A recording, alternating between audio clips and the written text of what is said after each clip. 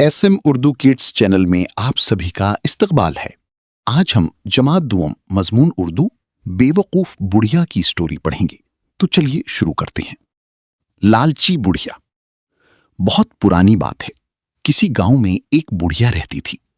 बुढ़िया बड़ी कंजूस थी और बेवकूफ भी। सारा गांव उसे लालची बुढ़िया के नाम से जानता था। एक दिन एक अजीबो गरीब मुर्गी इस बुढ़िया के हाथ आई। मुर्गी क्या थी? सोने का खजाना था। उसने जो पहला अंडा दिया उसे देखकर बुढ़िया का मुंह खुला का खुला रह गया। अंडा दूसरी मुर्गियों के अंडों जैसा ना था, बल्कि सोने का था। बुढ़िया की तो किस्मत ही खुल गई। बुढ़िया ने अंडा सुनार को दिखाया।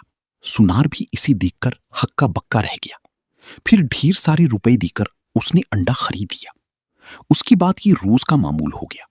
मुर्गी अंडा देती और बुढ़िया उसे बेचकर ढेरों रुपए ले आती। एक दिन बैठी बैठी बुढ़िया की जी में ख्याल आया, मुर्गी रोज एक अंडा देती है, हो ना हो एक के पेट में बहुत सी अंडी भरी हैं। बुढ़िया ये सोचकर झिंझलाई कि कमबख्त मुर्गी सारी अंडी एक ही दिन में क्यों नहीं दे देती। अगर ऐसा हो जाए तो वारी न्यारी हो जाए। उसने सोचा, क्यों ना मुर्गी की पेट से सारी अंडी एक साथ निकाल लूं। कौन रोज रोज इंतजार करे।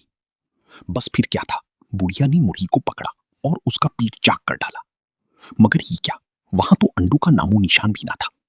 बुढ़िया ने अपना सर पीट लिया। अब तक उसको हर दिन होने का एक अंडा मिल जाता था, अब वो भी जाता रहा। बहाया अपनी बेवकूफी पर बहुत रोई और पछताई। इस तरह उसने मुर्गी की भाई और सोने की अंडे भी